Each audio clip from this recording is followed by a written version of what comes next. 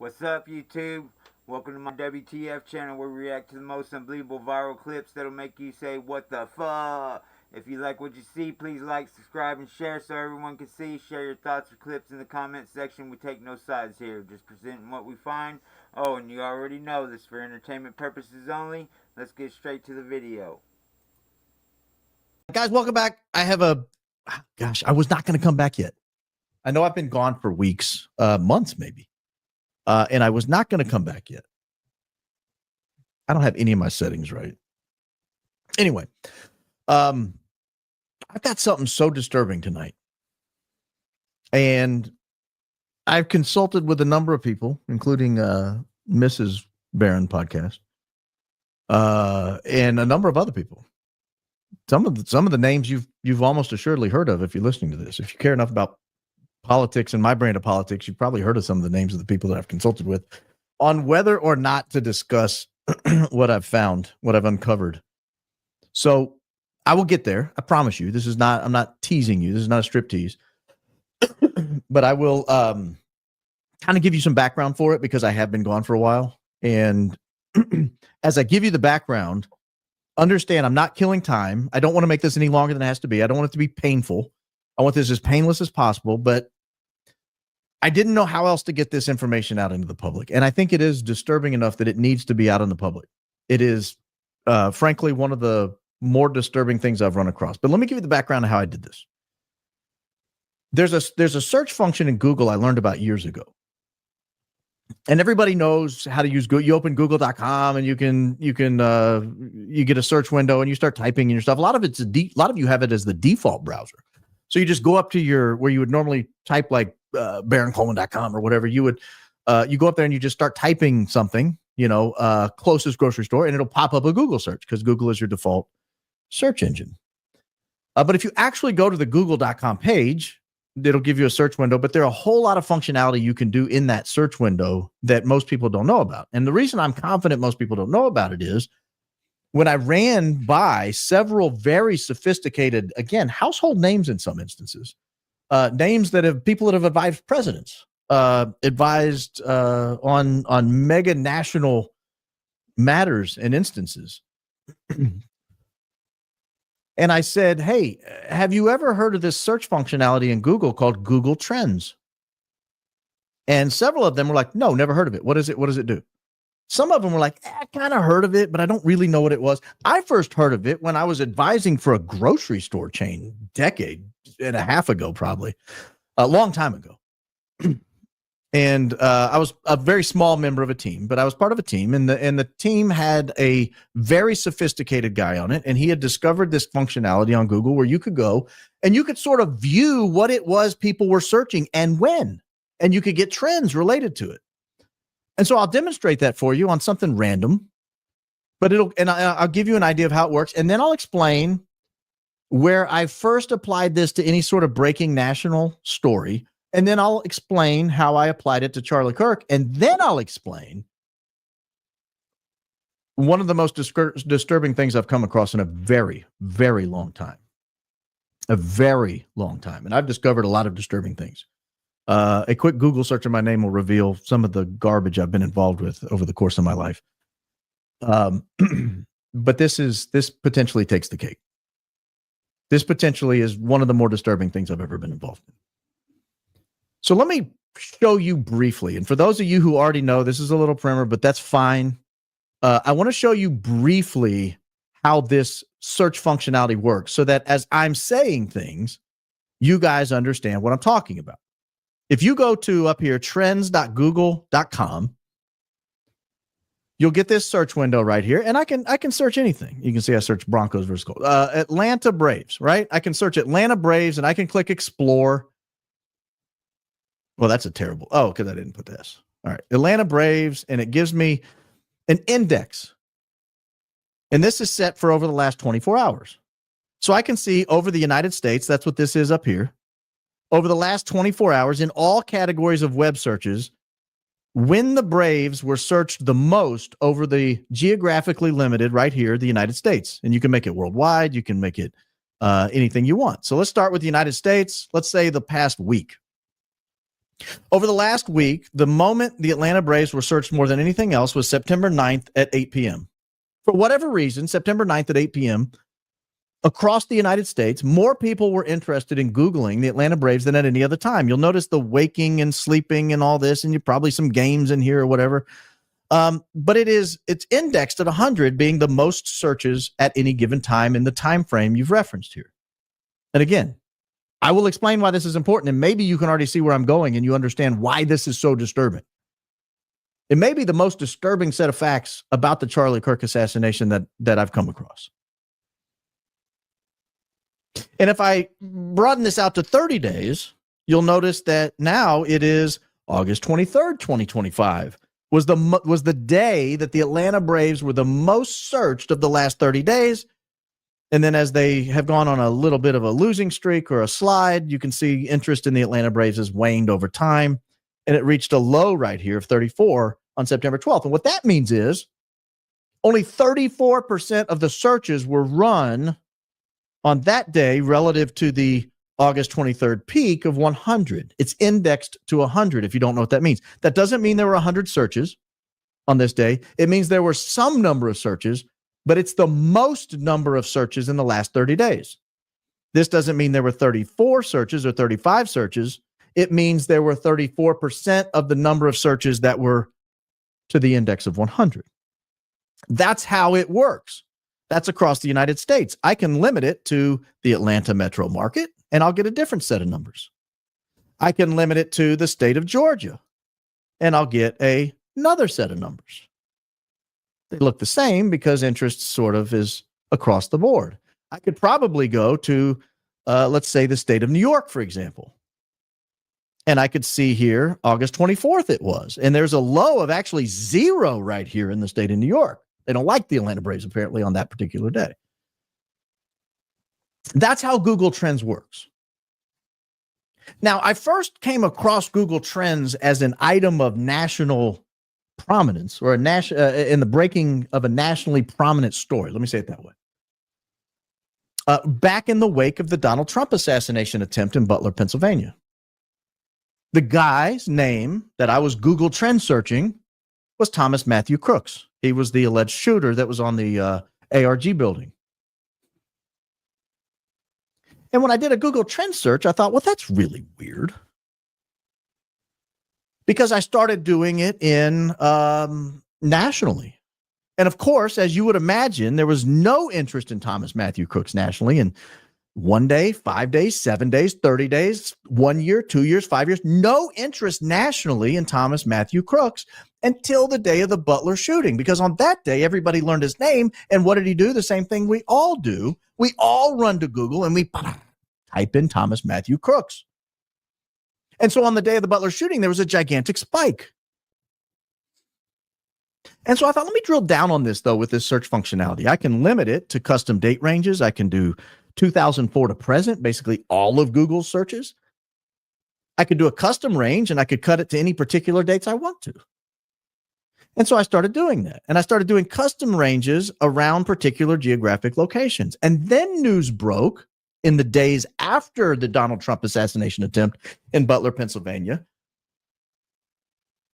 Whether credible or not, I don't know, but news broke that there were some cell phones that pinged at Thomas Matthew Crooks' house. Again, I don't know if that's true, but that was what the news was saying. And those cell phone pings were linked to Washington, D.C. They also pinged in Washington, D.C. So I thought, let me do something random. Let me look and see if anyone in Washington, D.C. had been searching Thomas Matthew Crooks before the shooting. So I pull up the dates and I exclude the shooting date. And lo and behold, there were hits. And I thought, that's weird. That's such an unusual name. There can't be a lot of Thomas Matthew Crooks. Why were they searching Thomas Matthew Crooks in the year or so, a few times, not every day, but a couple of hits in the Washington, D.C. area? So I thought, well, maybe that's just happens. So let me try some other jurisdictions. And I tried New York, and I tried California, and I tried Pennsylvania, and I tried Texas, and I tried Florida. I tried big states across the country, and I got no hits. And I kept coming back to Washington, D.C., and I thought, why would it be hitting in Washington, D.C., obviously in Pennsylvania as well, but not hitting in any of these other states. Let me try Alabama. I had long contacts in Alabama. I lived there for 20 years. So I tried Alabama, and lo and behold, there were hits. And so if you search, we'll just keep using the Atlanta Braves here for a second, but if you look up Alabama, you'll notice I can take Alabama and I can break it down by metro area: Birmingham, Columbus, Georgia, Dothan, Huntsville, Meridian, Mississippi. So West Alabama, Mobile, the Bay Area, Central West Alabama, the Selma area, Montgomery. And so I started clicking, where are these searches coming from in Alabama? Who in Alabama is interested in Thomas Matthew Crooks? And what I found was the searches were limited to the Huntsville, Decatur, Florence area. Why would someone in Huntsville be worried about Thomas Matthew Crooks or be searching Thomas Matthew Crooks? And the only places on earth I could find who were searching Thomas Matthew Crooks before the Butler, Pennsylvania shooting were Washington, D.C., and Huntsville, Alabama.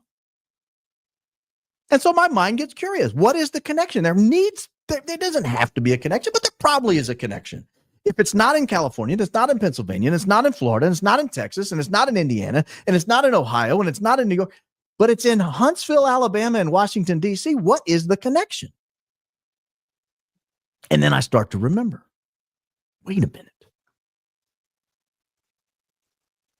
The FBI has a headquarters in Washington, D.C., obviously, but they also have a massive facility in Huntsville, Alabama. Maybe that's the connection. Maybe someone in the FBI was searching Thomas Matthew Crooks before the Trump shooting, which would be remarkable, by the way. Which would be remarkable, but I can't prove that. That's just one data point. Out of all the trillions of data points on earth, that's just one. And I have a saying: if something happens once, it's a random occurrence. Twice is a coincidence. 3 times is a pattern. 3 times is a pattern. And I only had the one name to go by because there were no known accomplices or alleged accomplices. There were people speculating, there was a second shooter, or there was a third shooter, or there was a team over here, or there was a team over there. There were all these things. Someone must have been involved. Someone must have been helping him, but there were no names. I only had the one name to go on, and that's just a random occurrence, even though it's a little weird that it was in Washington, D.C., and a little weird that it was in Huntsville. All I had to go on was that.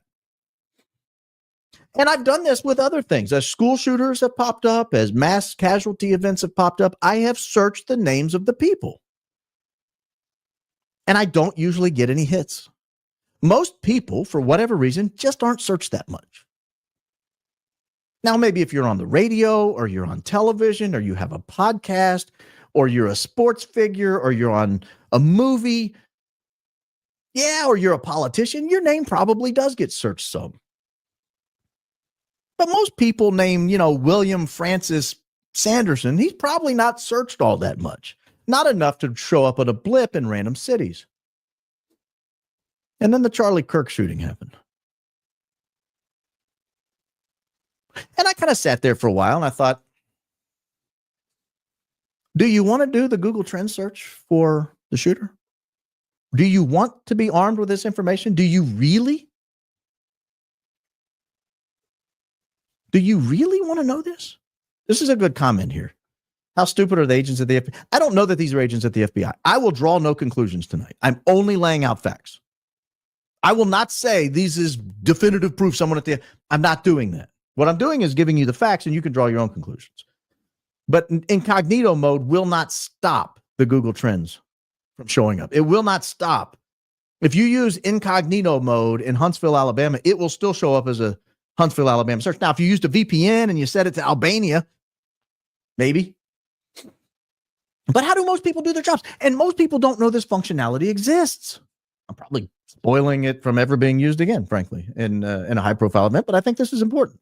That was one of the considerations I had with people as I talked about whether to go public with this information. Not that 1 trillion people are going to find out about this, but just in case. I probably am spoiling my ability to ever do this again, but I think it's that important because the information I found is that disturbing. And I'm going to give it to you in a minute. It is that disturbing. Oh, you're telling me the shooter? Hey, it's worse. Wait. Boy, you're going to be shocked if you think it's just the shooter's name showing up in different locations. It's bad. It's bad. So let me show you. Let me show you what I'm talking about here. I got to get rid of the Atlanta Braves search because that's irrelevant. So let me show you the first search I ran. Again, the shooter's name was identified on September 11th, or maybe early September 12th. Early September 12th, the shooter's name is identified. It was Tyler James Robinson. So I did a search for Tyler James Robinson nationally over the entire United States for the past 7 days. And you'll notice the gigantic spike right after the news broke. But I noticed right over here, there was a little blip on September 9th at 7 p.m. Damn, that's weird. And keep in mind, this is a blip large enough to show up on an index at a 2. Now, granted, I'm going to keep going. You're going to be surprised by what I show you here in a few minutes. It's a blip large enough to show up as a 2 the day before the Kirk shooting. The day before the Kirk shooting, someone in the United States searched Tyler James Robinson, the full name, first, middle, last name of the shooter. Now, what's interesting about that is I've not seen him listed anywhere as Tyler James Robinson. I've seen Tyler Robinson a lot. I've seen his mom's name. I think her name was Amber or something. She didn't do anything, so I'm not blaming her. She probably should have named her, but it's public. I've seen her dad's name. I've seen his dad's name. I've seen his roommate's name. I've seen all these other things. But I've not seen anywhere where it said Tyler James Robinson. I had to do some sleuthing to figure that out. But it showed up there the evening before the Kirk shooting. So I thought, where's it coming from? Surely not. Surely it's not going to. So I go back to my notes.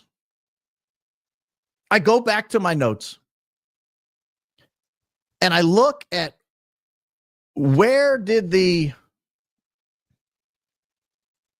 the 2 places that Thomas Matthew Crooks showed up in a Google trend search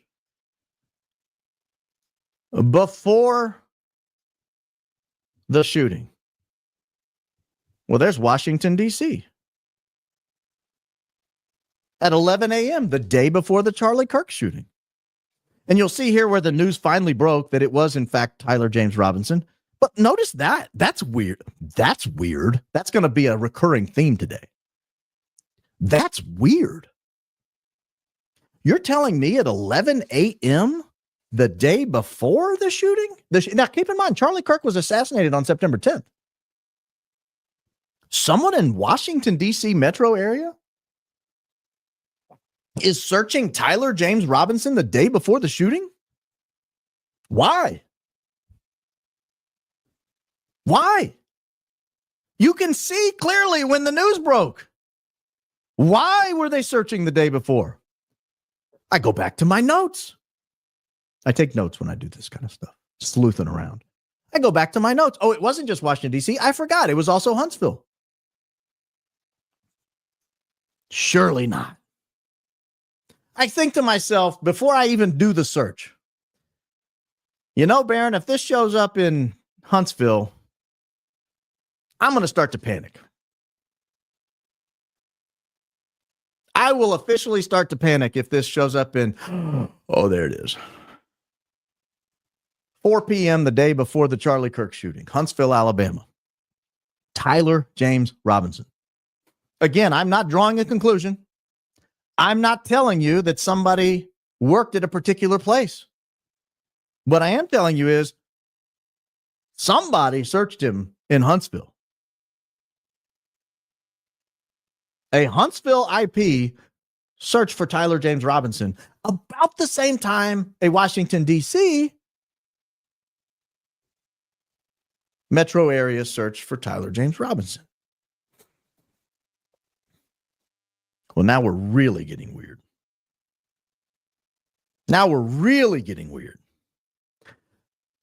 Are you telling me there could be more, though? Is it possible? Well, let me drill down not just to the D.C. metro area, but the District of Columbia itself. Here again is where the news broke. Everybody on the planet went and searched Tyler Robinson. And you'll notice the third name searches kind of fell off the map.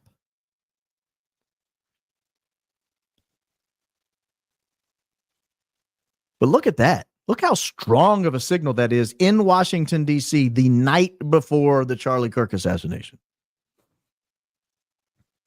The night before the Charlie Kirk assassination in Washington, D.C., in the D.C. metro area, and in Huntsville, you're getting this strong of a signal. Someone is searching the name Tyler James Robinson. Right there, Tyler James Robinson. Well, now this is just bananas, I tell myself. Surely it has to stop here. Surely it has to stop here. And I even put my computer down. I closed the clamshell on the MacBook and I thought, should I just stop? You know, there's a difference between what you can do and what you should do. Should I do any more searches? Because at this point, I'm getting a little suspicious about where these people or why these people might have been doing the searches. And again, I will not draw conclusions here. I can give you options. Maybe people work at government agencies. Maybe they work at private enterprise. Maybe they work for foreign states. Maybe they work, who knows why they're doing the searches or who they work for when they're doing the searches. Maybe it's just somebody with a burning desire, 9:00 the day before a Charlie Kirk assassination, to look up Tyler James Robinson for no apparent reason. Maybe.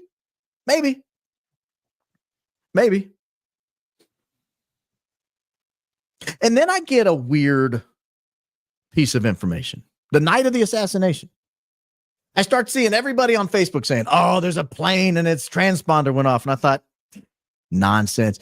This is confirmation bias. Surely this is confirmation bias.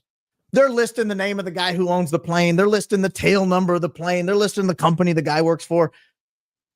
And I'm thinking, this cannot have anything to do with it. And I'll tell you the story real quickly. About an hour after the assassination, a random plane owned by a random guy takes off from Provo, Utah, about an hour away, or 30 minutes away, however far away it is. And it flies south, and it looks like it's heading towards Arizona. But before it gets to the Utah-Arizona border, it looks to me like it turns its transponder off based on the flight pattern. Again, I cannot confirm all that. I wasn't on the plane, and I am not an aviation professional. Going solely by what people were saying.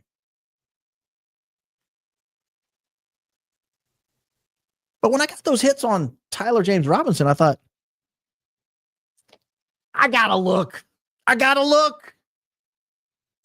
know. Is it possible that the owner of the plane, a guy named Derek Maxfield, and I am not accusing him of anything, by the way, this is not an accusation. This is me simply telling you what is in Google Trends. Just transmitting factual information. No opinion. No allegation of fact other than what I can show right here. A guy named Derek Maxfield is associated, either owns the LLC or is associated with the LLC that allegedly owns the plane, that allegedly turned his transponder off, that allegedly caused people to freak out on Facebook and act like it could have something to do with it. No accusations.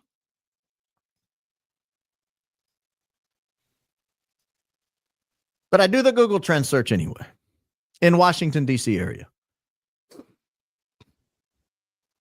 And I see here where everybody starts freaking out, saying that the transponder got turned off. I think, what the hell is this? Why was someone in the Washington, D.C. metro area searching for Derek Maxfield on September 7th and then not again until the name breaks with the weird plane thing? That's just weird. But maybe it's just a coincidence. Maybe there's nothing more to it. You know what? Instead of popping off every time, I'm just going to do this. This is easier, I think. Well, that's just the Washington, D.C. metro area, though. Maybe it's people in Maryland. So let me drill down and see Huntsville, Alabama. Lo and behold, there's this Huntsville connection again. What the hell's going on in Huntsville, Alabama? Trust me, guys, I looked a lot of places. I didn't see any. I cannot tell you without a doubt there's not a single hit prior to the shooting anywhere else, but I can tell you I looked a lot of places. You see the hit here where it became public about it, and then you look back here and you think that's just friggin' weird. This is 10 a.m. the day before in Huntsville, Alabama. Well, what about Utah? Okay, well, here are the hits in Utah from where the news started breaking the night of September 10th and on the next few days. But why? What is this?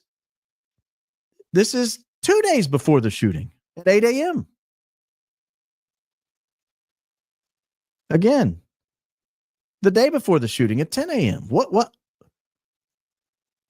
And then I just drill it right down to the District of Columbia. I exclude all the other dates.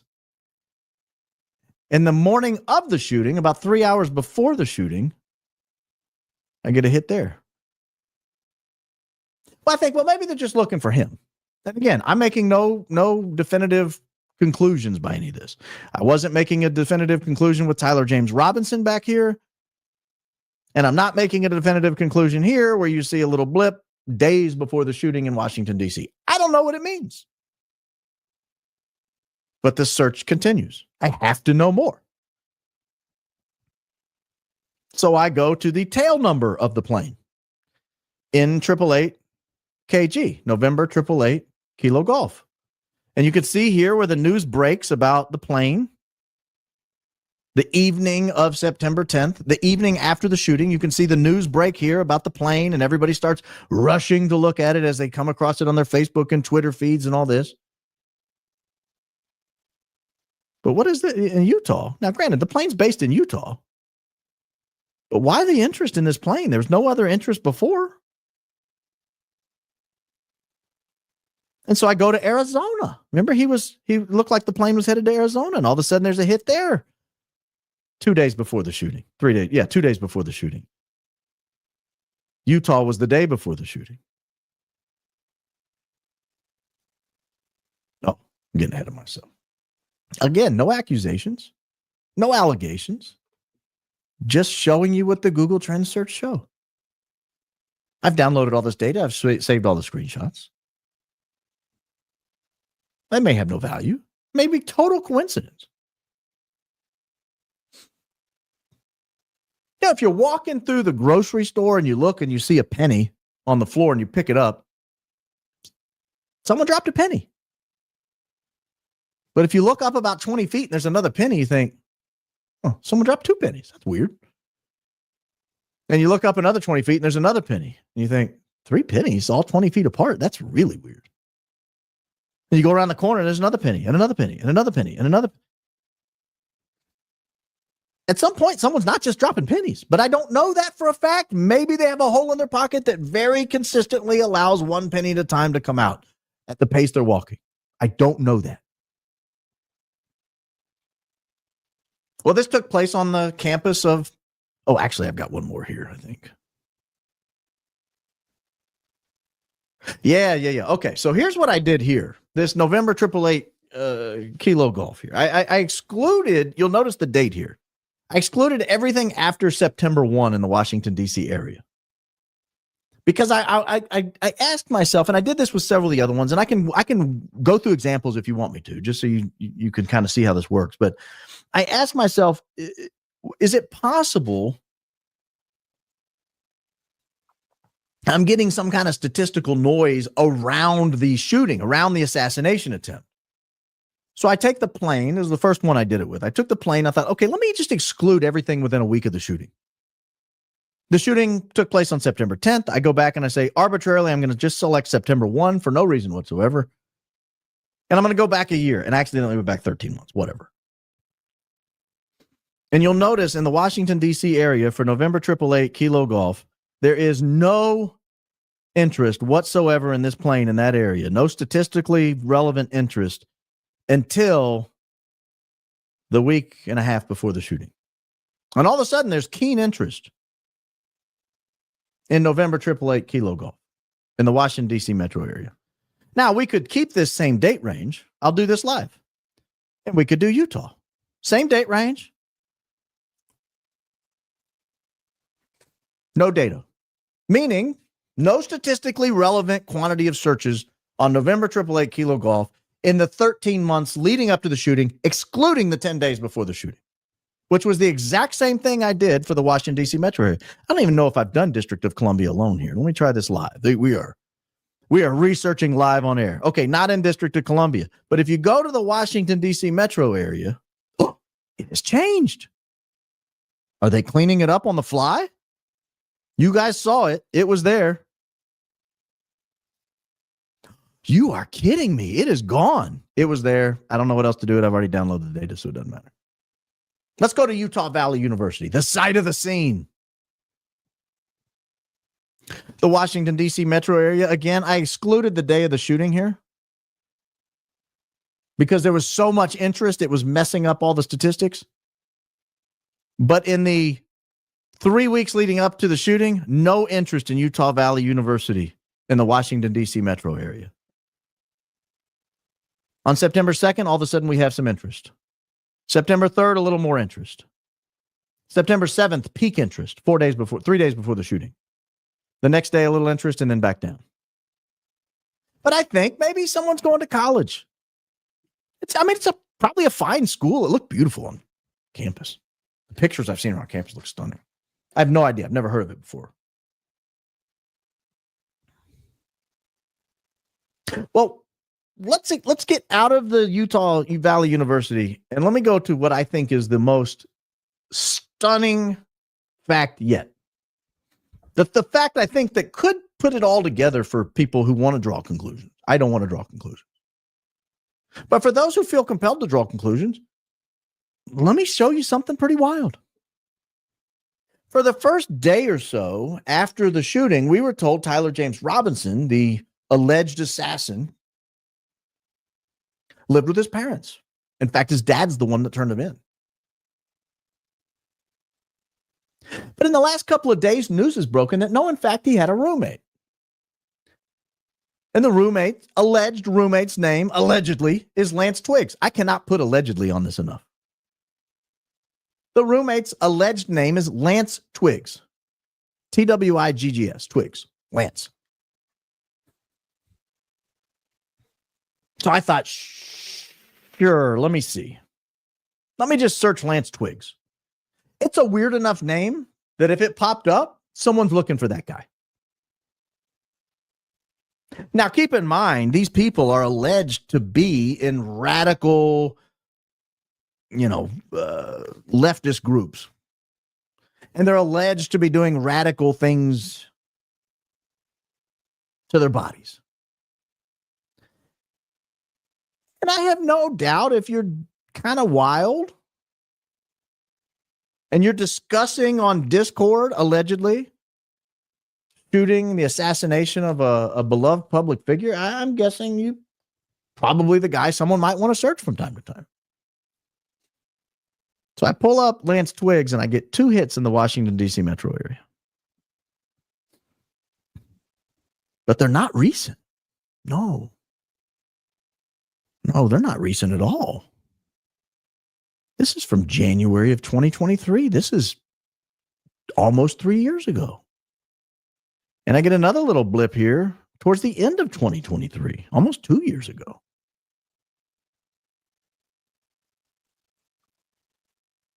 Somebody's radar blipped in the Washington, D.C. area on the roommate of the assassin 2 and 3 years ago. Again, I don't know who it was. Might be a guy that took a fancy to the roommate. Might be a girl that took a fancy to the roommate. Might be a cousin who was in town in Washington, D.C. and thought, I got to look up Lance Twiggs.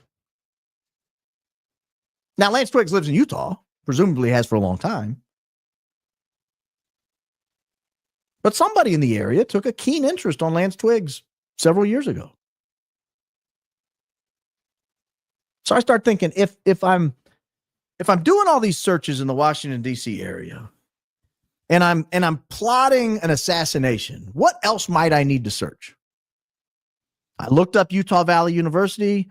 I looked up the alleged, what some people were saying could possibly be a getaway vehicle. I looked up the owner of the said vehicle. I looked up the shooter. What else? Well, if you go to the scene of the crime, there was a very unusually named building that the alleged shooter allegedly perched on. Let's just assume everything I say in this thing's alleged. It's called the Losee Center, Lossee. Now, if you do a nationwide search for just the word Losee, you're going to get some hits in the Nevada area. I think there's a city or a road or something there named Losee. But the rest of the country is pretty stark when it comes to Losee. And if you go to Losee Center, very few people outside of the state of Utah have ever fancied what the Losee Center is. They've not Googled it if they have. But if you're planning to assassinate somebody and you're looking for good places to do the assassination and you want to know more about those places, you might Google them. You might. And if you pull up a map of the little courtyard where Charlie Kirk was assassinated and you look around and you think, well, that might not be a bad spot because you could run right off the northern corner of the building there and you're home free. You got a getaway car. So I looked it up. Now, this is a while ago. This was the Huntsville area. For some reason, mid to late spring, somebody takes a keen interest in the Losee Center in Huntsville, Alabama. And that's the only hit we get. Now, granted, see here, I've excluded the day or two leading up to the shooting and the day of the shooting because it's, again, all the statistical noise just ran all this stuff to basically zero. So if you want to see the index, you've got to exclude all that noise. And then I thought, surely not if they're in Huntsville, surely not in the Washington, D.C. Oh, gosh, here we are. This is probably the wildest search that I was able to do. September 8th. You can see here where the shooting breaks. 3 p.m., he's shot. By 4 p.m., everybody on the planet is searching Losee Center, including people in the Washington, D.C. metro area. But I saw this blip and thought, why? Why on September 8th, 2 days before the shooting, is someone searching the Losee Center? Why? Why? What is it they wanted to know? I'm not going to make the mistake I made a moment ago, but let me just give you an example here. I'm going to open a new tab. Well, I got to close my thing to open a new tab. Hold, please. Let me open a new tab and we'll do a Google search here. We'll do a trend search. Anybody want to name a topic? We'll do it together. If you name a topic, I'll do it. You got the comments here. May need to do the search for Baron Coleman. I don't think that's smart. I could try it, but I'm not going to do that. Accusations, none. If you want me to do a search, if you have any of these terms that have come up over the course of this investigation, you think, I sure would like to know what people are saying about this,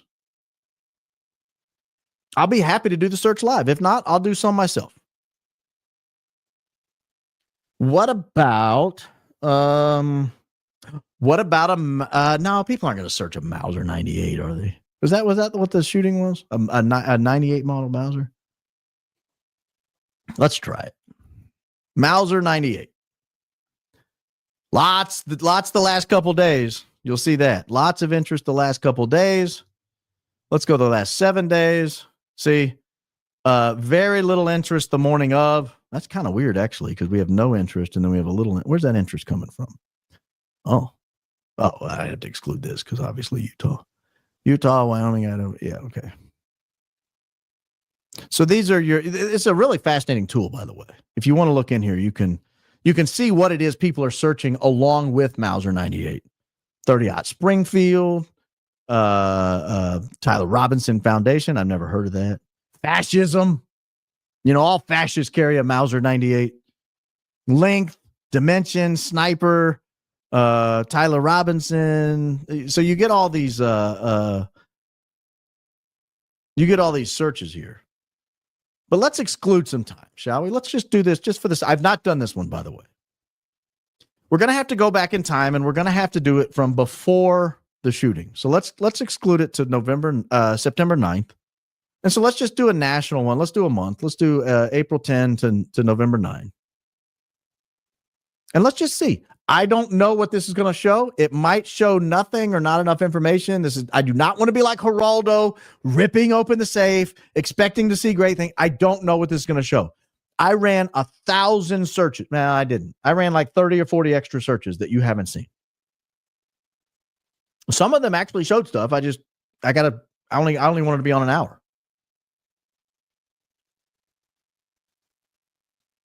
Okay, so this is interesting. Over the United States, in the month leading up, there was no interest in Mauser 98s until August 31st. And then there was a blip, and we really got a good hit on September 7th, 3 days before the shooting. Now, this is in the entire United States. And Pennsylvania, somebody must have been really excited about a Mauser 98. No interest in Utah. We can look at other subregions here.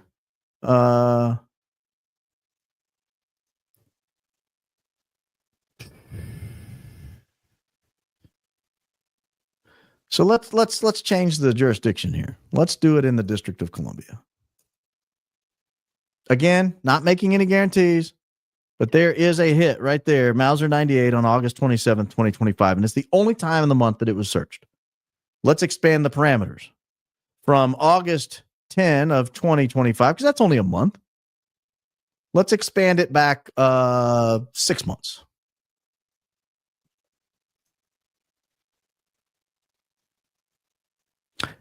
Still only that hit. And still only April 20th. And if you remember, Losi Center, was it Losi Center that had the April hit? One of these had an April hit. What one was that? I already close it out.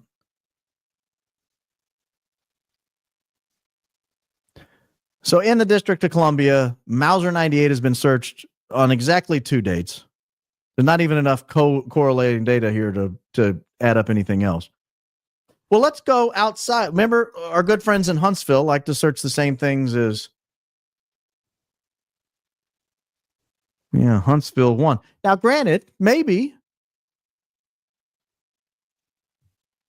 it's like that everywhere. So let's try a medium-sized state. Let's do Tennessee. That's a nice medium-sized state. Okay, so one day. Let's do Ohio. That's a kind of a bigger state. Several metro areas. Got a hit there. Okay, so maybe this is just statistical noise. Maybe there's nothing to it. Arizona? No. Let's try Colorado. They hunt out there. No. Let's try Utah. No. So, hey, maybe it's just statistical noise. That's not something I would have showed you had I done the research on that. What else could we look up? What else was it about the shooting? Frank Turek? That was one of his buddies. He was the guy that was allegedly given baseball. I think he was the guy allegedly given baseball signals. And I want to say right now, I don't believe that. I don't believe that. I don't believe he was involved. But I am going to tell you in a minute why I think someone on the Charlie Kirk team could have been involved, or somebody had intel into the Charlie Kirk camp. Those are your two options. I don't believe that this assassination, I said I wasn't going to do any conclusions. Never mind. Scratch that. Maybe that's another show. Let's do Frank Turek. Because I think this will clear his name. Frankly. Was that his name? Frank Turek? Let me look this up. You guys are seeing research on the fly here. Yeah, Frank Turek. Yeah, that's his name. Okay. So this is good because I have the date of the shooting excluded here. Everything starts before. In Utah, there's no searching of Frank Turek. Let's go Washington, D.C. metro area. Oh, there's Frank Turek. But maybe that's just something that happens. Let's do Huntsville, Alabama. Nothing. So Washington, D.C. metro area. So let's just do the District of Columbia. Let's exclude Virginia and Maryland. Oh, that's what that was coming from there. I'm trying to exclude you, Frank. Colorado. Let's just do a random state in the middle of the country. Did we try Utah yet? Is that where we started? Damn, Frank. Trying to help you out here, brother. Seem like a likable guy. Oh, here's a hit. Oh, Florida. Ooh, great. The day before. Okay, so the day before the shooting, somebody in Florida is searching Frank Turek. Let's try a big state, California. Surely we'll get. Oh, no. Texas. A few hits. Is he from Texas? Let's try Arizona, because isn't that where Charlie Kirk is from? Or has been living? No, nothing there. I wonder why Texas. What's up with Texas? What else are they searching? Debate. Oh, he must have been involved in a debate there or something. Is he a debater? Is he a master debater?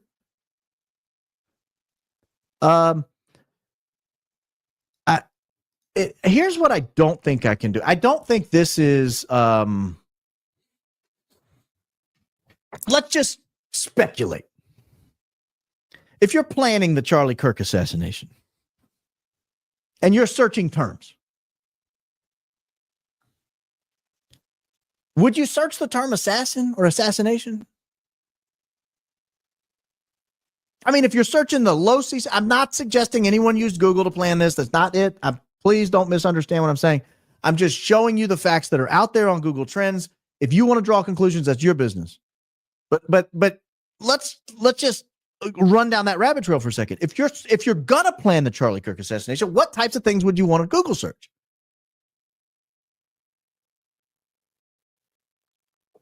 You wouldn't want to Google search assassin. Oh. Here's why I don't think. Okay. Let me. You would have to assume that's something that people have in mind. I just had a thought while I was talking. I want to do District of Columbia. I'll come back to that. I'm not ignoring you. I just don't want to forget to do this. I want to do Frank Turek, but I want to go back like 3 years and 6 months and see if that noise disappears. Yeah, I figured it would, which means it wasn't a huge search. So let's go back a year and 6 months. Yeah. So it's just a small search, and apparently there's an author named Frank Turek. I'll look it up. Yeah, okay. I'll play the game. Utah death penalty. But again, let me tell you something. That's weird that Utah death penalty was searched in the District of Columbia the days leading up to it. But and in February at some time randomly. I don't think if you're going to assassinate a public figure of Charlie Kirk's stature, and I don't mean to make him a president or a senator, although he's probably more famous than most senators. I hear people's names sometimes and they're like, oh, he's a senator from Idaho. I'm like, what? Really? This guy has power? I've never heard of him. I don't think anyone planning the assassination of a public figure is worried about the death penalty. I don't think it's an adequate deterrent. I don't think it's an adequate deterrent. But maybe.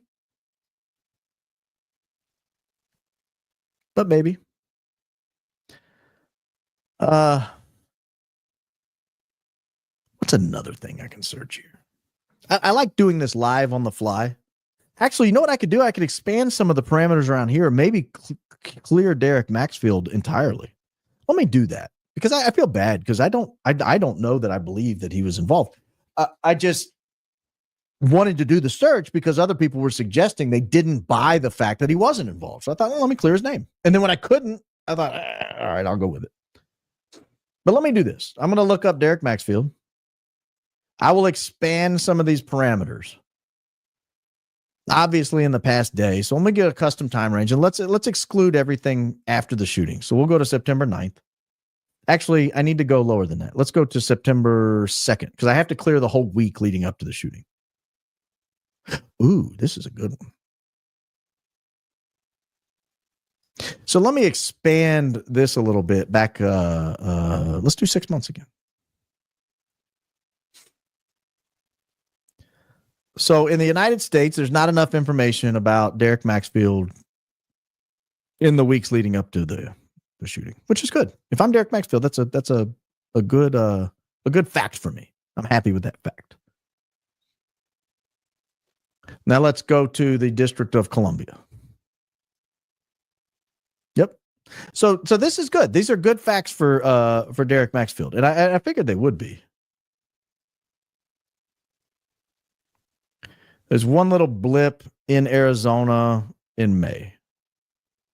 Here's why the dates in the last 6 months to a year are relevant, though, because when would Charlie Kirk first have planned? Let me exit out of here for a second. When would Charlie Kirk first have planned that he was going to be? I'm going to leave this. I'll come back to that. When would Charlie Kirk first have planned that he was going to be on Utah Valley University near the Losi Center on September 10th, 2025? Now, I asked Grok. I said, hey, Grok, when was the first public announcement of his appearance, of the Charlie Kirk appearance? And the answer was this university first announced it, I think, on September 1st or 2nd. And he was there on September 10th. So they didn't give a lot of lead time, which would, if that was the first public admission, it would kind of make everything before that pretty worthless. But then I thought, all right, Grok, was it on Charlie Kirk's website or X feed or Facebook page? So I asked it that. And it goes back and says the first mention on any of those sources was, I think, August 27th or something. Oh, okay. Interesting. A little earlier. But it doesn't really explain the hits on the names that came, the Losi Center and all that, weeks or months ahead of time. But then I thought, wait a minute. That's nonsensical. I have been involved in planning large events. I've been to large events that have been planned, especially on a tour. You don't just plan it the day before you announce it. You've got to contact the university, the chapter. You got to send out a note to your chapter. Hey, I'm going to do a fall tour. If you're interested in hosting me, let me know. That probably happened. And then you get a bunch of responses and you sift through the responses and you try to sort of plan out maybe regionally. I'm going to start on the West Coast. I'm going to work my way east. Or I'm going to start in New York. I'm going to work my way to Los Angeles. And you start going through all this. And then you sort of think, okay, well, let me, I'll start reaching out to people. So you reach out to the chapters. Hey, what dates do you have available? Here are the dates I have available.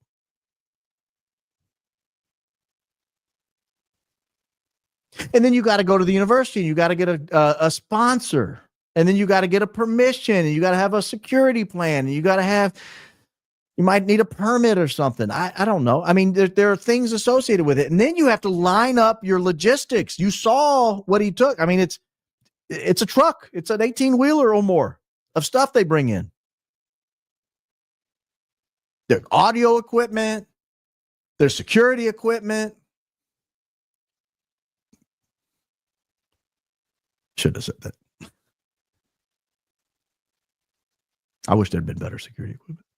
Though I'm not sure anything could be done. I mean, short of putting up bulletproof glass everywhere you go. I mean, at some point you just got to trust faith that you're not going to get shot and killed by a psycho.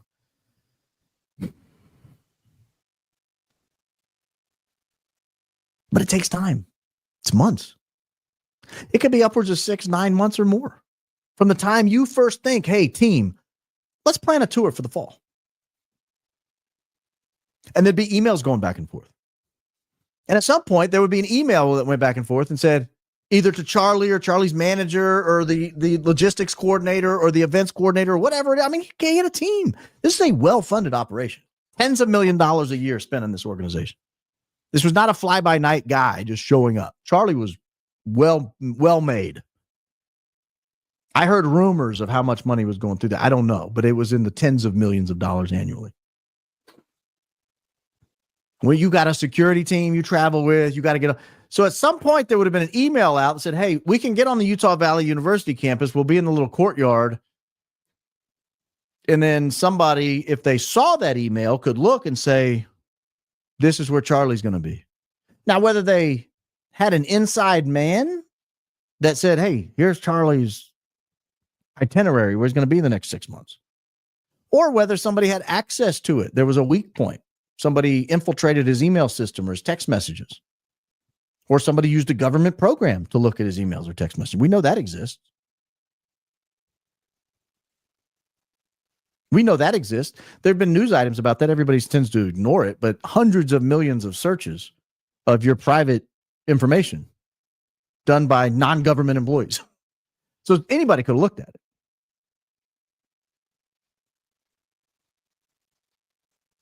But you will inevitably discuss where you're going to be. So if somebody wanted to look up, now let's go back and see if this timeline makes sense.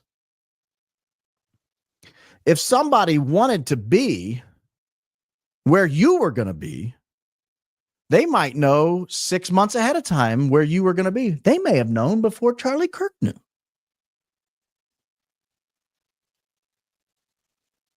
They certainly could have known 2 days before. Again, assuming somebody in the Washington, D.C. metro area, and this is Washington, D.C., I've confirmed, it is not Maryland or Virginia. Oh, that's weird. Did you catch that? I'm scared to scroll back down. How did I miss that before?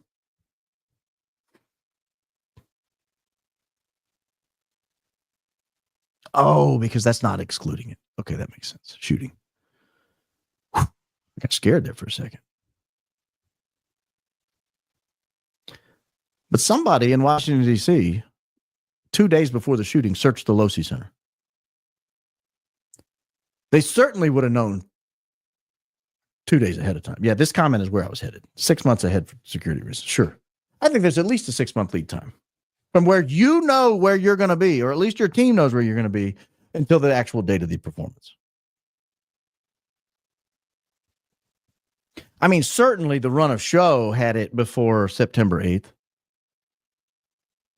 And your security team would have to have looked at a Google map and mapped it all out.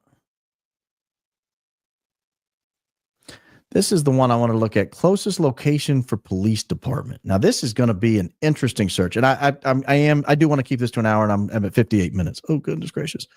Let me do this. I'll use this one. Let's see here. What's the name of the town? Orem, Utah. Have we even searched Orem, Utah? Oh, that includes that date. Let's go to, so this is a 6 month look on Orem, Utah. And then I'm going to look up the Orem, Utah Police Department in just a second. But give me just a second. I want to engage a curiosity that just hit me. Orem, Utah, no search there. Yeah, there is a search for Orem, Utah in Washington, D.C. area. Before. Look at that. Right there. Between August 31 and September 6th, someone in Washington, D.C. searched Orem, Utah. Now, they may have a kid going to Utah Valley. Who knows? That's weird.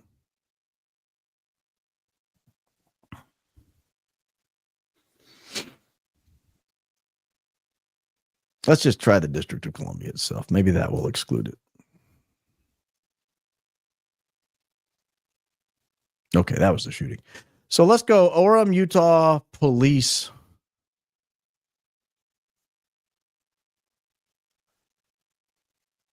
Actually, you know what? Do we know where the Orem... It would be the campus police. Oh. It'd be the campus police, David. So on this one right here, the closest police department is going to be on campus. So that kind of screws up that whole search. That sounded interesting.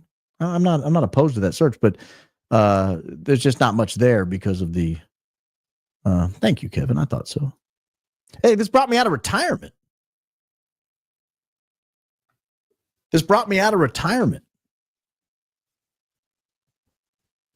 I hadn't intended to do a podcast again anytime soon. And let me talk about that. I'll wrap up with this. Several months ago, I stopped doing my weekly podcast. I was doing it on Sunday night at 7. I went at 6 today. And I told you I would fill you back in and get started again one day. And I don't know if I was going to be regular from this point forward, but I made everything private and all that. You could probably guess why. And that's all I'll say. You could probably guess why I made everything private and stopped talking on air on everything that came to my mind in a given week. But I do want to get back to it. I just need to take a perhaps different approach this time. Maybe not everything that comes to mind needs to be said out loud. Maybe not everything that comes to mind needs to be said out loud. Ooh, I just realized something.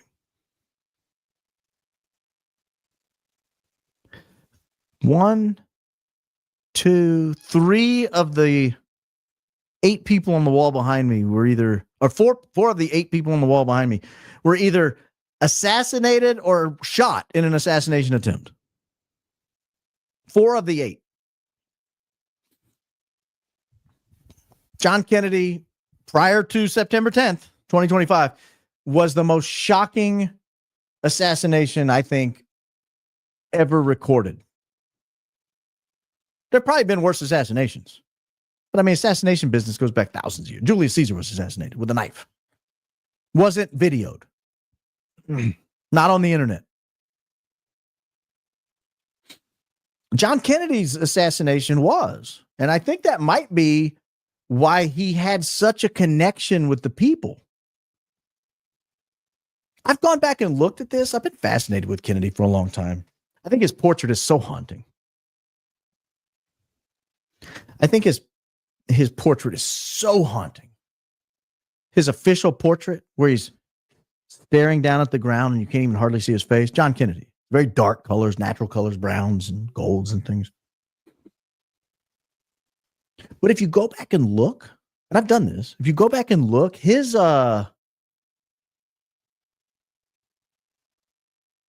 approval numbers weren't that great before he got shot. Now, he's one of the most beloved presidents of all time now. But you wonder, to what extent is a public slaughtering contributing to that? See, it's one thing if everybody just woke up to the news the next morning. Hey, John Kennedy got assassinated last night. Did you hear? No, I didn't hear that. It's terrible. It's tragic. And people are probably still crying. Even if you didn't like him. Like, I used to tell people that I wish something happened to Barack Obama. No, you don't. No, you don't. You don't want to live in a country where people get assassinated, where presidents and political leaders get assassinated. You don't want to live in that country. You don't want to live in a country where political figures get assassinated, like Charlie Kirk. You don't want to live in that country. It doesn't end well. And we've all been treated to the lefties and the lunatics on college campuses and in cities and on beaches and all this, where people go around, they do the man on the street stuff. I'm not a big fan of those, but you know, I'm a sucker for them. I watch them. But they go around, they do the man on the street stuff, and they say, oh, what do you think about Charlie Kirk's getting assassinated? Someone's like, somebody had to do it. He deserved it. We've all watched them. We've done our 2 minutes hate on them. We shake our head at Gen Z or Gen Y or whatever they are, and we wonder how society came to this. And I don't have a problem with liberals. I've already told you I love AOC. I do. I don't agree with her on hardly anything. A couple issues here and there. Most of the stuff, I wouldn't want her to be president. I would take almost anyone else in the country over her. I mean, I honestly, if it was like, you get AOC or we're spinning the wheel. And whoever it lands, we're going to put 350 million names in there. Legal people qualified. So we'll put 200 million names in there. We're going to spin the wheel for everybody over the age of 35, under the age of, let's say, 70. I've got just as much a chance as most of you do. I would take the wheel over AOC, but I like her.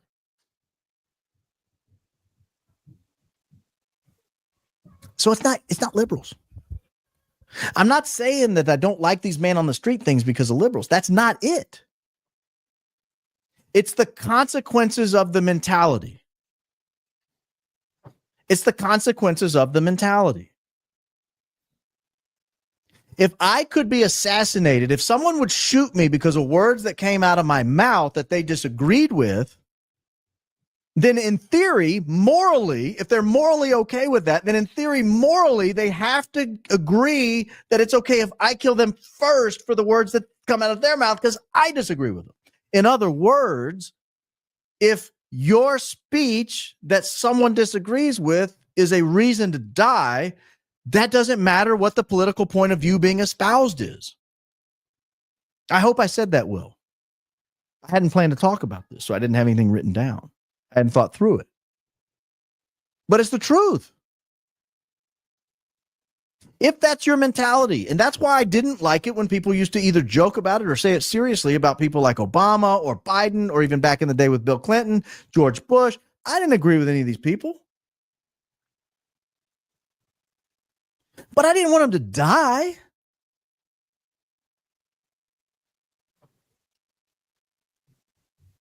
I see people on the left that drive me absolutely batty, commentators. I don't want them to die. I see lunatics on these man on the street interviews that say some of the most vicious, nasty things you've ever heard. I don't want them to die for it. These leftist podcasters that say some horrible things and, oh, they're inciting. I don't want them to die for their thoughts. I don't want them to be assassinated, murdered, killed, whatever the word is. I don't want it. And the reason is, aside from it being morally wrong to kill people, it's the consequences of the mentality. If it's right that they should die because I disagree with them, then it's right that I should die because they disagree with me, and vice versa. If their opinion is that Charlie Kirk should die because they disagree with him, then they should die if Charlie Kirk disagrees with them or anyone else. And that's not a world you want to live in. That's not it.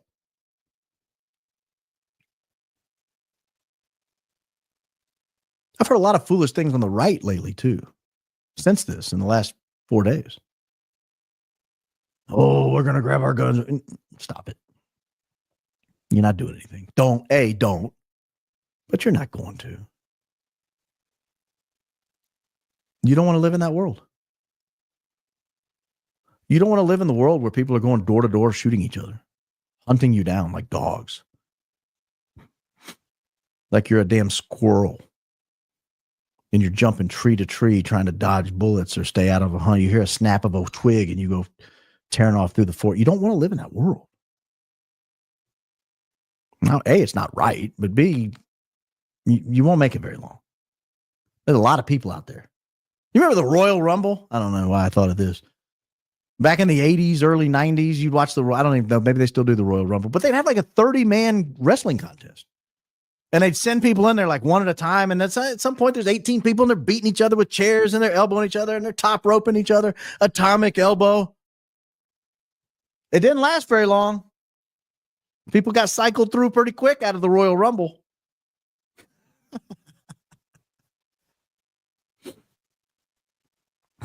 People got cycled through pretty quick. Because when everybody's fighting, you don't have a chance. We're not in that world. Buddy, we are not in that world. If you went to the grocery store today, if you went to church this morning, we are not in that world. We're not in that world. If you stopped and got gas, you go for a walk around your neighborhood, go to the gym, go to Burger King, go get a coffee, you are not in that world. Well, you edited it, but it's the same. I mean, we're not in that world. You don't want to live in that world, and we're not in that world.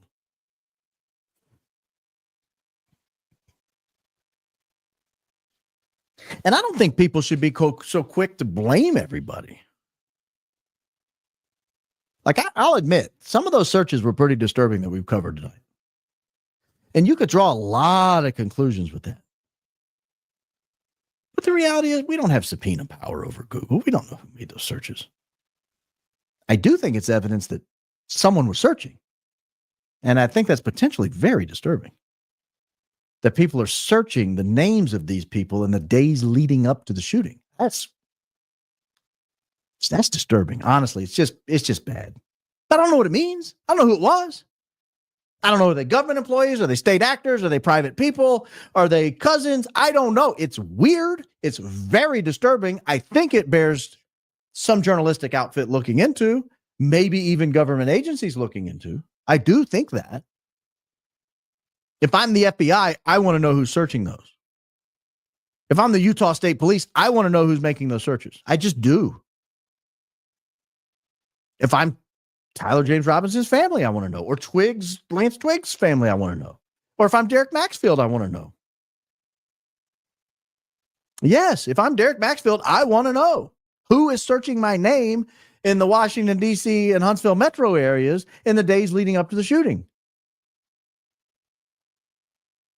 Because maybe somebody was trying to pin something on me that I didn't have anything to do with. I would like to know that. Or could be worse.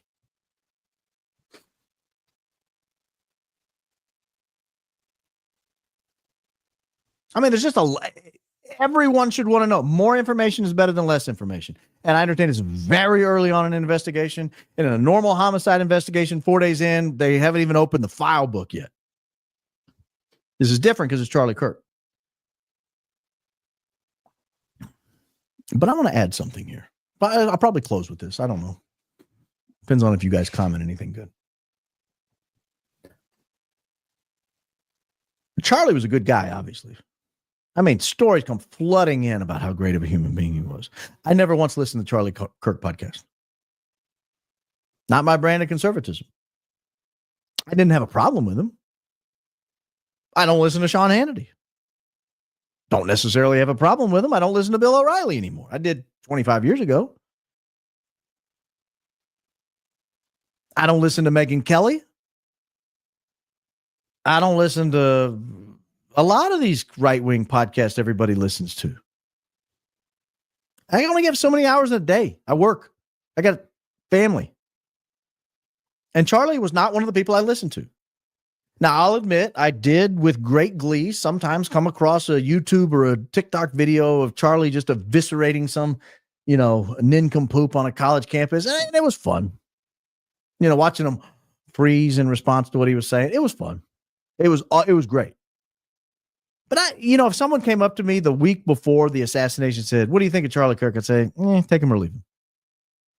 It's not blasphemy. He's not a saint. He's not he's not God. He was a great human being. There's no doubt about it. I'm not taking a thing away from him on that. Please do not misunderstand what I'm saying. He absolutely deserves tonight to be spending the night with his wife and his 2 children. He deserves to teach them to drive, to help them with their algebra, to walk them down the aisle, to hold his grandkids, to take a family vacation with everybody. He deserves that, and he lost it. It was stolen from him, and it was stolen from his wife and his kids. It's horrific.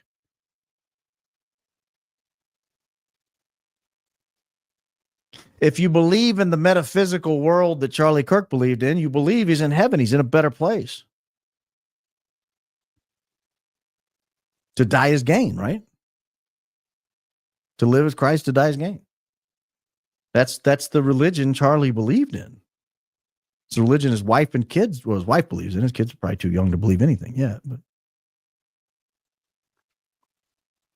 But it doesn't mean that there aren't important things that take place here that were stolen from him and his family.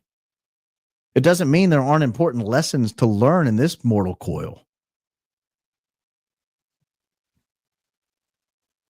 It doesn't mean you're better off dead, even though to die is gain. I've always thought that was trite when people say that. Oh, he's in a better place. Well, yeah, I mean, if you believe that, that's true. But it doesn't mean that someone deserves to be cut down at 31 years old with a wife and 2 small children.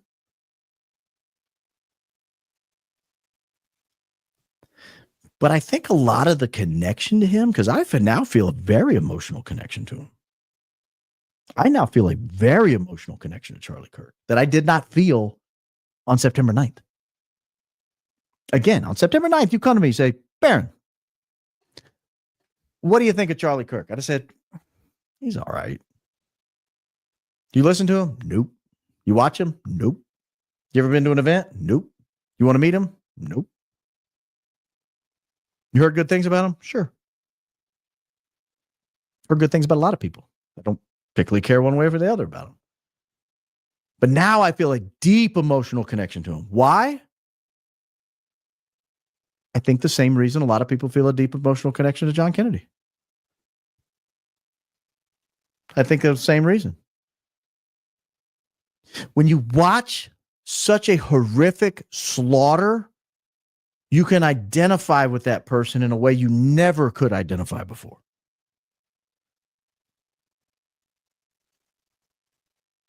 I got the text. I really do believe, and again, this is someone who really could take or leave him 5 days ago.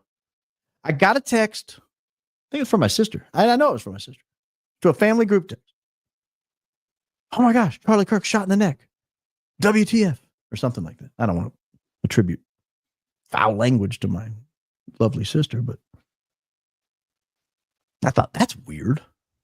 Who would shoot Charlie Kirk of all people on the earth to get shot? Why him? So I did what everybody does. I go to X. I search Charlie Kirk shot. Notice nobody goes to CNN or MSNBC or Fox News or ABC or NBC or CBS, or the New York Times, or the Washington Post or AP or Reuters or UPI. Nobody goes there anymore. They go to their favorite podcaster. They go to their favorite X people. And I went and I searched X, Twitter, and I searched Charlie Kirk shot or something, Charlie Kirk shooting, and I see the distant video. And you hear the crack of the rifle, the boom thump pattern.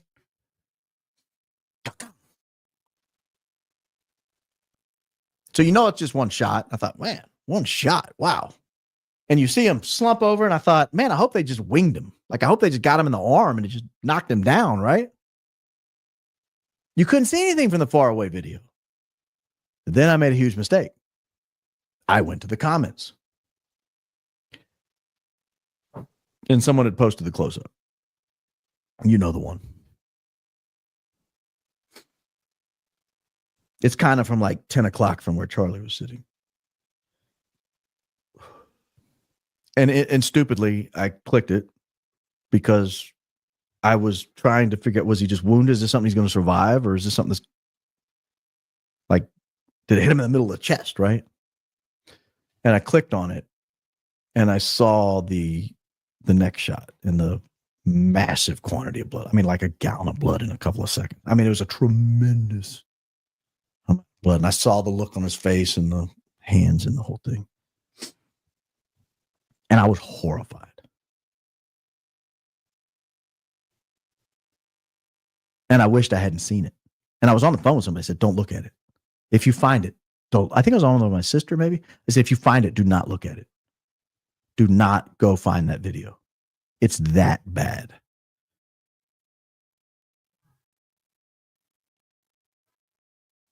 And I mean, in that moment,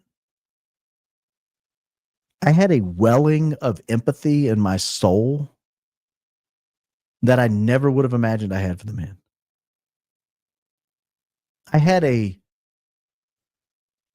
It was almost supernatural connection to him in a second. And I've had it ever since. I'm not a crier. I've cried, don't get me wrong, but I'm not a crier. But my eyes even watered up a little bit as I thought about it. I thought, I can't believe what I just witnessed. And I think there's a lot of that. I think that's a lot of the explanation for the shock and the outrage, the sending Air Force 2, the ABC News. Now, I didn't check the other channels, but I pull up YouTube TV on my phone and I look at the top link is ABC News, David Muir. the lead anchor for ABC News. They've broken into regular programming at 3 o'clock in the afternoon Central Time.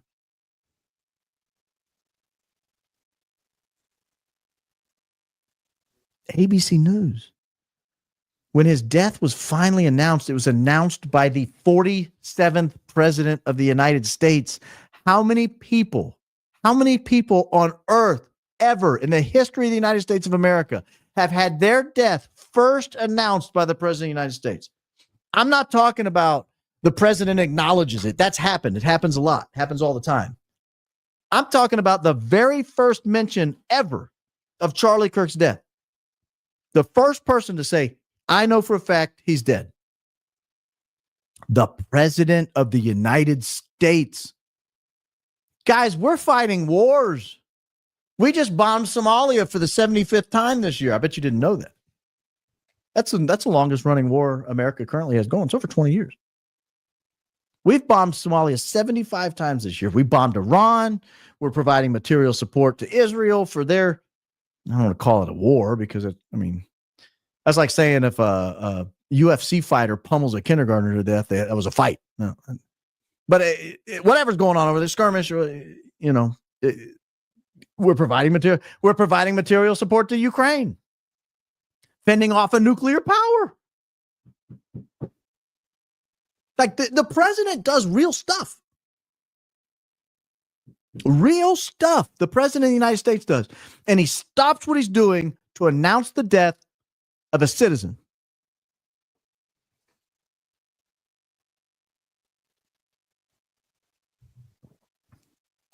And I got to believe that video had a big part of that.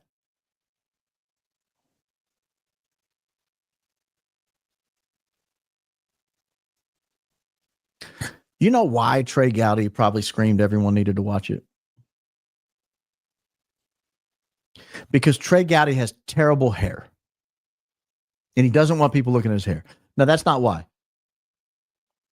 You guys don't know this because a lot of you on the right were brainwashed by Trey Gowdy. You remember me on the air 10, 11, 12 years ago on a daily radio show telling you guys when you guys would call into Trey Gowdy said this, Trey Gowdy said that, Trey Gowdy's a hero, Trey Gowdy's a conservative monster, Trey Gowdy's Tea Party.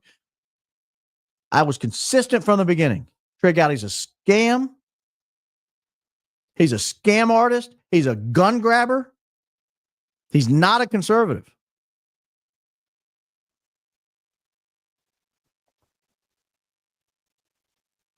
Doesn't surprise me he wants everyone to go watch it. He wants to get you emotionally primed to steal your weapons.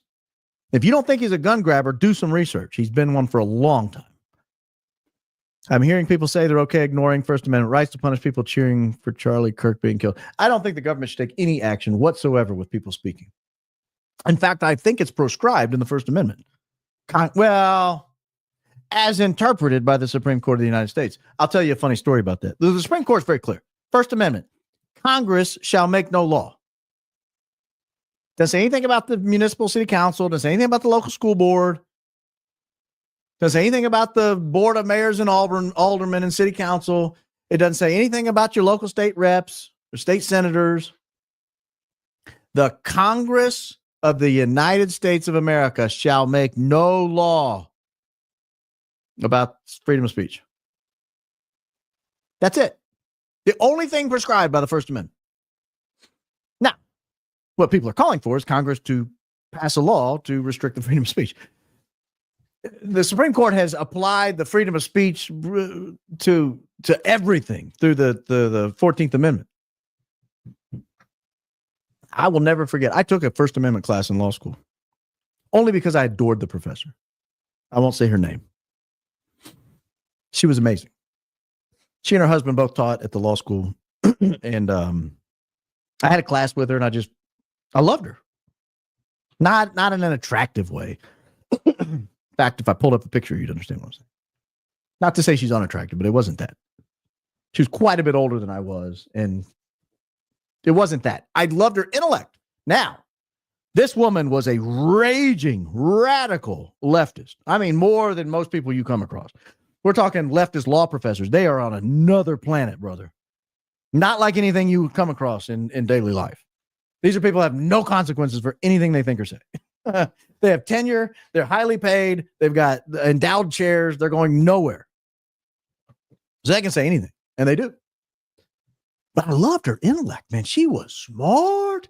I think she and her husband, the rumor was they finished first and second in their class at Harvard Law School. And then they went and started teaching together. But in studying for the final exam, keep in mind the First Amendment's only like that long. Like if I printed it out on a text, it would be like that. It'd be like that much text right there. Or maybe like that. That's short. You shouldn't have to study an entire semester to understand it. It says what it says. But I come in for our review day, and I have two poster boards taped together. I have my hands out of the screen here. Where's the hand? There. Two poster boards taped together, like this long. You know how big a poster board is. I got it taped on the backside, and I've written in like 6-point font all over it. There's arrows going this way and that way and this way and that way, because I had to visualize it because it's so complex the way that it's been interpreted. There's a test for this. There's a lemon test for that. There's a something test for this. There's a something test for that. And you got to know all the elements of all the tests. And you got to know the major cases that put the test in. And you got to know the years. And you got to know what came before and what came after. Because on an exam, you're going to have to articulate all this. So you better know it. You better be able to see it, because you're not going to be able to take your giant poster boards into class with you. But I brought it in to show her, to say, hey, is there anything I need to fix? Is this pretty much sum it up? And she said, it's pretty close.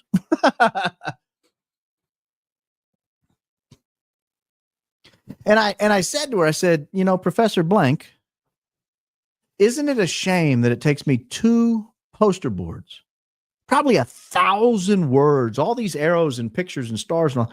Isn't it a shame that it takes me all of that to summarize like 40 words? Do you think that's what the founders had in mind? And she made a comment that gave me a lot of insight into what the left, how they think. It was brilliant. I don't agree with it, but it was brilliant. The Supreme Court doesn't exist to tell us what the founders thought. Young Barinovich. The Supreme Court exists to tell us what we wish the founders would have said. How shocking that is to a young conservative.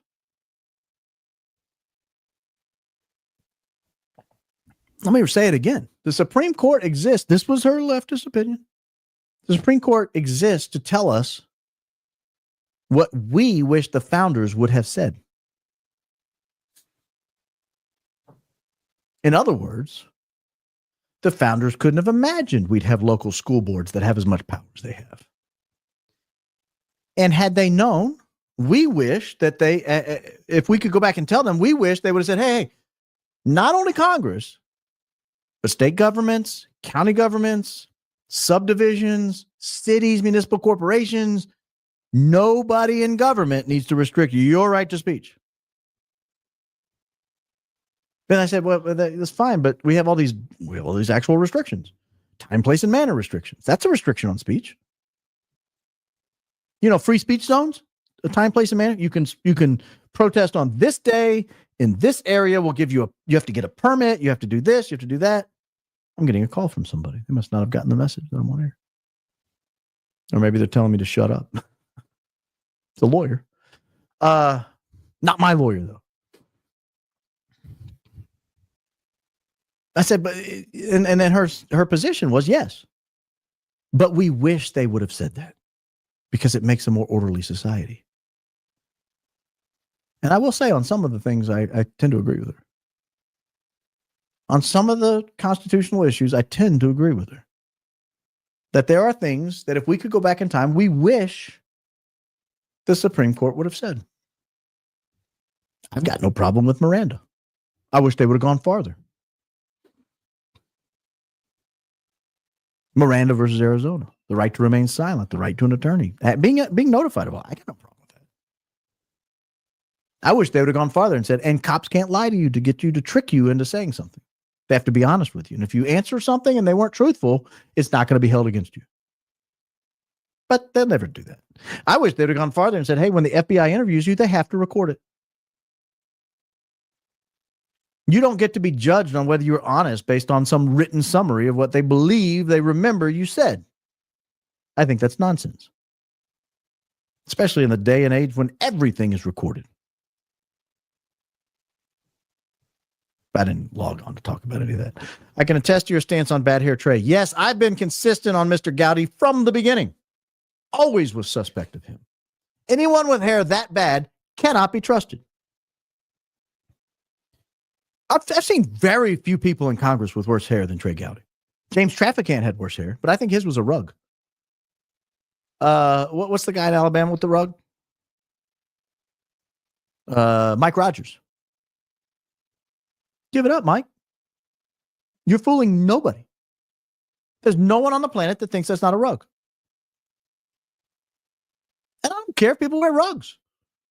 But get a good one. Get a believable one. If the first second I see you, I'm like, rug. That's a rug. Then you're not fooling anybody. You might as well not wear it. You guys don't know this is a rug. Just kidding. It's not. But if I tilt my head down, it's a bad angle. So I won't. All right, guys. Anything else up here? Do you have an opinion on the differences in the faces of the alleged suspects and the ones they posted looking for him? No, I don't, because the faces that you're probably thinking of were artificial interpretations. A lot of people ran the initial blurry images of the suspects that the Utah Valley Police released when they said, help us find, or the Utah State Police maybe, when they said, help us find this person. A lot of people ran those blurry images through an AI, and the AI kind of hallucinated what they thought it probably looked like, and it turned out to not at all look like the suspect. And so what you're probably thinking the original picture was not the picture.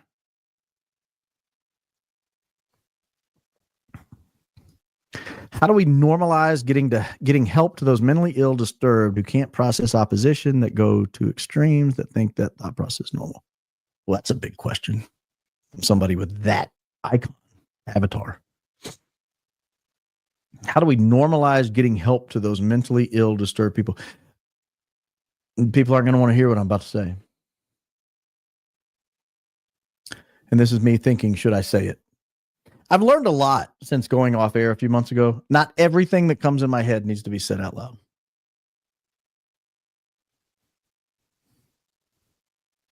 Let me think for just a second. Ooh, the guy who was calling me has done his own Google searches.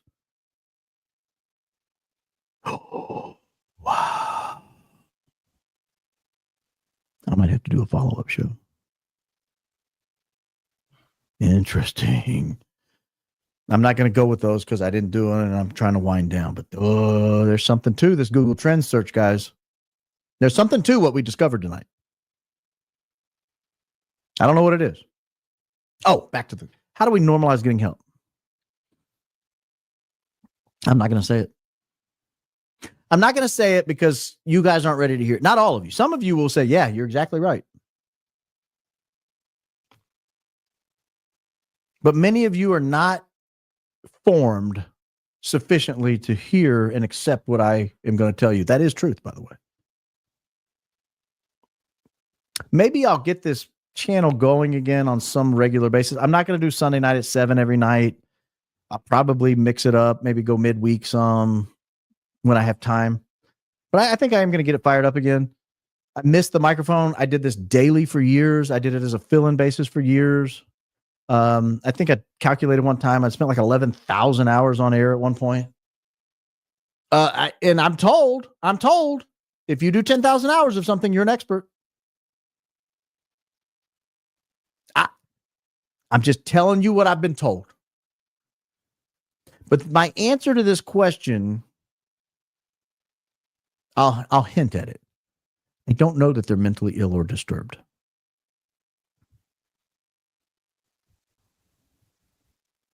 I don't think a lot of what we characterize as mental illness is mental illness. Didn't Miranda play an organ, have goats, and feed them Bluebell ice cream? Yes. So when I was on the air regularly, we had characters that would call in, including Craig, who's commenting here. And one of them was a girl named Miranda.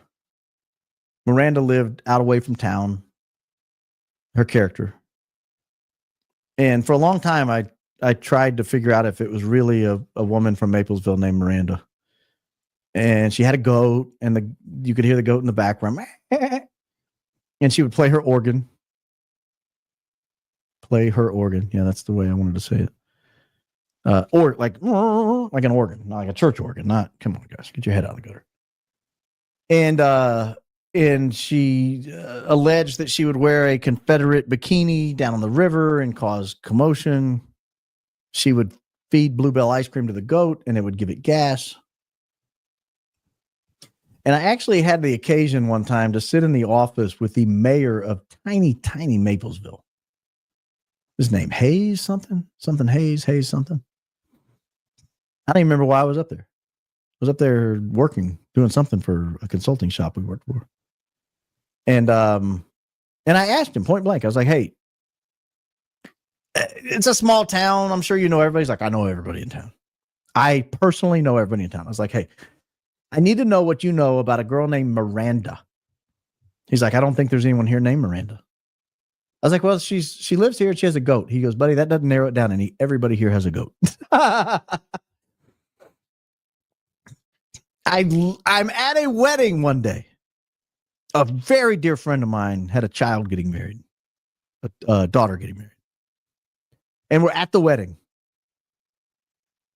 And this woman walks up to me and she starts talking. And I look at her and I said, Miranda? And she died laughing. I mean, died laughing. I said, what is your real name? And she told me who she was and who her husband was. And I was familiar with the family. Actually had met the daughter in another profession or another volunteer effort, I guess we'll say. I don't want to out who Miranda was for those that don't know and those who are watching that remember her character. But she said some really outrageous things. Yeah, she had a goat. Okay. Guys, this has been fun. I probably, in light of the conversation that I just saw or the little clips I just saw, will be doing a follow-up on this issue. I encourage you, where's the camera? There it is. I encourage you to go to Google Trends and do your own searches. When you do them, there's a download button. Download the Excel spreadsheet. Screen cap the search. When you screen cap the search, make sure, I'll pull one up here and we'll look at it together. Make sure when you screen cap the search, I'll show you what you need to capture. Make sure you capture this box up here that gives your search term, these boxes that give the parameters, and this right here, the interest over time. I'm not as worried about this stuff down here. This is the button right here I'm talking about. That's called download.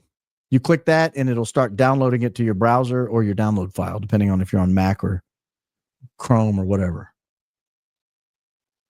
I encourage you to do this. And I encourage you to do it on other breaking stories.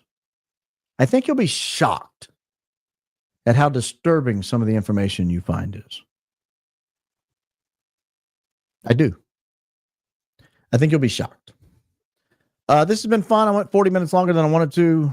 If you want to follow up, you're more than welcome to drop a comment. I encourage you, I'm told, you're supposed to like and subscribe and click the notification so you know when I go live in the future. And in the meantime, have a nice day. Once again, this is for entertainment purposes only. The video shown here not factual. We do this for fun. Please leave your thoughts or clips in the comments. Like, subscribe, and share. Don't trip. Hope to see you at the next clip.